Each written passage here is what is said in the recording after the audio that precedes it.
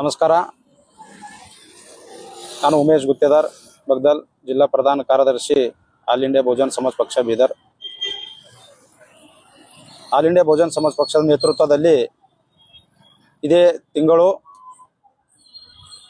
6ನೇ ತಾರೀಕಿಗೆ ನಿಷೇಧಿತ ಮಾಂಜಕ್ಕೆ ಬಲಿಯಾದ ಸಂಜಯ್ ಕುಮಾರ್ ಅವರ ಕುಟುಂಬಕ್ಕೆ ಪರಿಹಾರ ನೀಡುವಂತೆ ಒತ್ತಾಯಿಸಿ ಮನ್ನೆಕೇಳಿ ಗ್ರಾಮದಿಂದ ಬೀದರ್ಗೆ ಪಾದಯಾತ್ರೆ ಮೂಲಕ ಬಂದು ಅಂದೇ ರಾತ್ರಿಯಿಂದ ನಾವು ಧರಣಿ ಸತ್ಯಾಗ್ರಹ ಮಾಡ್ತಾ ಇದ್ದೇವೆ. ಇವತ್ತಿಗೆ 7 ದಿವಸ ಆಯಿತು. ಅದರಲ್ಲಿ ಉಪವಾಸ ಸತ್ಯಾಗ್ರಹ 3ನೇ ದಿನ ಮುಂದುವರಿತಾ ಇದೆ. ಇಲ್ಲಿವರೆಗೆ ಜಿಲ್ಲಾಡಳಿತ, ತಾಲೂಕಾಡಳಿತ ಯಾರು ಕೂಡ ಸ್ಪಂದಿಸಿಲ್ಲ. ಇದು ಬಹಳ ನೋವಿನ ಸಂಗತಿ. ರಾಜ್ಯದಲ್ಲಿ ನಿಷೇಧಿತ ಮಾಂಜ ನಿಷೇಧಿದ್ರು ಕೂಡ ಅದು ಒಂದು ಮಾರ್ಕೆಟಲ್ಲಿ ಬಂದು ಸಂಕ್ರಾಂತಿ ಟೈಮಲ್ಲಿ ಏನು ಪತಂಗ ಹಾರಿಸ್ತಾರ, ಪತಂಗು ಸಂಜಯ್ ಕುಮಾರ್ ಅವರ ಕುತ್ತಿಗೆ ತಗುಲಿ ಕುತ್ತಿಗೆ ಕಟ್ಟಾಗಿ ಸ್ಥಳದಲ್ಲೇ ನರಳಿ ತೀರ್ಕೊಂಡಿರ್ತಾರ. ಅದಾದ ನಂತರ ಪತ್ರಿಕೆಯಲ್ಲಿ ನೋಡಿ ಮಾನ್ಯ ಬೀದರ್ ಜಿಲ್ಲಾ ಉಸ್ತುವಾರಿ ಸಚಿವರಾದ ಮಾನ್ಯ ಈಶ್ವರ್ ಬಿ ಖಂಡ್ರೆ ಅವರು ಮೃತರ ಕುಟುಂಬಕ್ಕೆ ಭೇಟಿ ಕೊಟ್ಟು ವೈಯಕ್ತಿಕ ಸಹಾಯಧನ ಮಾಡಿ ಸರ್ಕಾರದಿಂದ ಪರಿಹಾರ ಒದಗಿಸುತ್ತೇನೆ ಅಂತೇಳಿ ಭರವಸೆ ನೀಡ್ತಾರ. 8 ತಿಂಗಳಾಯಿತು. ಭರವಸೆ ಬರೀ ಭರವಸೆಯಾಗಿ ಉಳಿಯಿತು. ಇಲ್ಲಿವರೆಗೆ ಈಡೇರಲಿಲ್ಲ. ಸರ್ಕಾರದಿಂದ ನಯ ಪೈಸೆ ಕೂಡ ಬಂದಿರೋದಿಲ್ಲ. ಆ ನಿಮಿತ್ತವಾಗಿ ನಾವು ಈ ಧರಣಿ ಸತ್ಯಾಗ್ರಹ ಮಾಡ್ತಾ ಇದ್ದೀವಿ.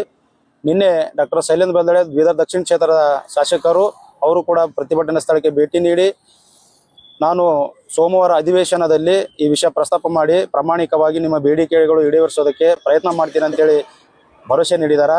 ನಮಗೆ ಇನ್ನೊಂದು ಬೇಜಾರು ಏನದಂತಂದ್ರೆ ರಾಜ್ಯದಲ್ಲಿ ನಿಷೇಧಿತ ಮಾಂಜಕ ಕಾಯ್ದೆ ಇದೆ, ನಿಷೇಧಕ ನಿರ್ಬಂಧ ಹೇರಿದಾರ. ಆದರೆ ಆ ಬಲಿಯಾದ ವ್ಯಕ್ತಿಗಳಿಗೆ, ಹಾನಿಯಾದ ವ್ಯಕ್ತಿಗಳಿಗೆ ಪರಿಹಾರ ಏನಂತಂದ್ರೆ ಸರ್ಕಾರ ನಿಗದಿಪಡಿಸಿಲ್ಲ. ಇದು ಒಂದು ಪ್ರಕರಣ, ಪ್ರಥಮ ಪ್ರಕರಣವೆಂದು ಪರಿಗಣಿಸಿ ವಿಶೇಷ ಪ್ರಕರಣವೆಂದು ಪರಿಗಣಿಸಲಿ. ಈ ಪ್ರಕರಣದಿಂದನೇ ಒಂದು ಏನಂತಂದ್ರೆ ಮೃತರಿಗೆ ನಿಗದಿ ಮಾಡಬೇಕು. ಅವರ ಕೌಟುಂಬಿಕ, ಅವರ ಪರಿವಾರದ ಕೌಟುಂಬಿಕವಾಗಿ ಏನಿರ್ತದ ಆ ಆಧಾರಿತ ಮೇಲೆ ನಿಗದಿ ಮಾಡಬೇಕು. ಈ ಮೃತರಿಗೆ ಹೆಂಡತಿ, 3 ಜನ ಹೆಣ್ಣು ಮಕ್ಕಳು, 1 ಗಂಡು ಮಗು ಇದೆ. ಅವರು ವಿದ್ಯಾಭ್ಯಾಸ ಏನಾಗಿತ್ತು, ಅವ್ರ ಭವಿಷ್ಯ ಹೆಂಗೆ ಕಟ್ಟಬೇಕು, ಒಂದು ಹೆಣ್ಮಗಳು ದುಡಿದು ಆ ಮಕ್ಕಳ ಭವಿಷ್ಯ, ಮಕ್ಕಳ ಮುಂದಿನ ಭವಿಷ್ಯ, ಮದುವೆ ಕಾರ್ಯಕ್ರಮಗಳು ಯಾವ ರೀತಿ ಮಾಡಬೇಕು. ನಿಮ್ಮ ಜಿಲ್ಲಾಡಳಿತ ಸರ್ಕಾರ ನಿರ್ಲಕ್ಷ್ಯತನದಿಂದನೇ ಸಂಜಯ್ ಕುಮಾರ್ ಪ್ರಾಣ ಹೋಗಿರ್ತದ.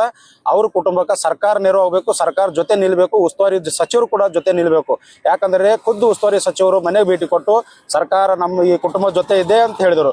ಜೊತೆ ಇದ್ದಂದ್ರೆ ಏನು, ಪರಿಹಾರ ಕೊಡಬೇಕು, ಆರ್ಥಿಕ ಪರಿಹಾರ, ಅವರಿಗೆ ಬದುಕೋದಕ್ಕೆ ಪರಿಹಾರ ಕೊಡಬೇಕು. ಜೊತೆ ಇದೆ ಅಂತೇಳಿ ಬರೀ ಭರವಸೆಗಳಿಂದ ಅಲ್ಲಂತ ಈ ಸಂದರ್ಭದಲ್ಲಿ ಹೇಳ್ತೀನಿ. ಒಂದು ವೇಳೆ ನಾಳೆ 14ನೇ ತಾರೀಕಿದೆ, ನಾಳೆವರೆಗೆ ಜಿಲ್ಲಾ ಆಡಳಿತ, ಜಿಲ್ಲಾ ಉಸ್ತುವಾರಿ ಸಚಿವರಿಂದ ನಮಗೆ ಬೇಡಿಕೆಗಳಿಗೆ ಸ್ಪಂದಿಸದಿದ್ದಲ್ಲಿ ನಾಡಿದು ಸ್ವತಂತ್ರ ದಿವಸ ಇದೆ. ನಾವು ಒಂದು ವೇಳೆ ಈಡೇರಿಸದಿದ್ದಲ್ಲಿ ವಿಚಿತ್ರವಾದ ಹೋರಾಟ ಸ್ವತಂತ್ರ ದಿವಸದಿಂದ ನಾವು ಮಾಡಕ ಅನಿವಾರ್ಯ ಆಗ್ತದೆ ಅಂತ ಹೇಳಿ ಈ ಸಂದರ್ಭದಲ್ಲಿ ಮಾಧ್ಯಮ ಮುಖಾಂತರ ಹೇಳ್ತೀನಿ. ಮಾನ್ಯರಲ್ಲಿ ಮನವಿ ಮಾಡ್ತೀನಿ, ದಯಮಾಡಿ ಈ ಸರ್ಕಾರ ನೀವೇನು ಬರೋದಕ್ಕಿಂತ ಮುಂಚೆ ಓಟ್ ಪಡೆಯುವಾಗ ದಲಿತರ ಪರ, ನಾವು ದಲಿತರ ರಕ್ಷಣೆ, ದಲಿತರ ಉದ್ಧಾರ ಮಾಡ್ತೀವಿ ಅಂತ ಹೇಳ್ತೀರಿ. ಇದು ಒಂದು ಕುಟುಂಬ ಬೀದಿ ಪಾಲಾಗಿದೆ. ನಾವು ಕೇಳುತ್ತಿರೋದು ಅವರಿಗೆ 50 ಲಕ್ಷ ರೂಪಾಯಿ ಪರಿಹಾರನ, 5 ಎಕರೆ ಭೂಮಿ, ಒಂದು ಸರ್ಕಾರಿ ಹುದ್ದೆ, ದೂರದ ಜಿಲ್ಲೆಯಲ್ಲಿ ಓದಿರ್ತಾ ಮಗಳ BMS ಪದವಿಗೆ ಏನು ಓದ್ತಾ ಇದ್ದಾಳ ಅವ್ರಿಗೆ ಬೀದರ್ಗೆ ವರ್ಗಾವಣೆ. ಇದು ಸರ್ಕಾರಕ್ಕೆ ದೊಡ್ಡ ವಿಷಯ ಅಲ್ಲ. ದಯಮಾಡಿ ಉಸ್ತುವಾರಿ ಮಿನಿಸ್ಟರ್ ಅವರು ಮುಖ್ಯಮಂತ್ರಿ ಜೊತೆ ಮಾತಾಡಿ ಕ್ಯಾಬಿನೆಟ್ನಲ್ಲಿ ವಿಷಯದ ಪ್ರಸ್ತಾಪ ಮಾಡಿ ಇದು ಅಷ್ಟು ಮಂಜೂರು ಮಾಡಿಕೊಡ್ಬೇಕಂತ ಹೇಳಿ ನಾನು ಏನಾದಂದ್ರೆ ವೇದಿಕೆ ಮುಖಾಂತರ ಒತ್ತಾಯ ಮಾಡ್ತೀನಿ, ಆರ್ಗಪಡಿಸ್ತೀವಿ. ಒಂದು ವೇಳೆ ಇದು ಏನೂ ಈಡೇರದಿದ್ದಲ್ಲಿ ವಿಚಿತ್ರವಾದ 15ನೇ ಆಗಸ್ಟ್ ಸ್ವತಂತ್ರ ದಿವಸದಂದು ವಿಚಿತ್ರವಾದ ಹೋರಾಟಕ್ಕೆ ನಾವು ಅನಿವಾರ್ಯ ಆಗ್ತದೆ ಅಂತ ಹೇಳಿ ನಾನು ಮಾತು ಮುಗಿಸ್ತೀನಿ. ಜೈ ಭೀಮ್, ಜೈ ಸಂವಿಧಾನ, ಜೈ ಕಾಂಶಿರಾಮ್.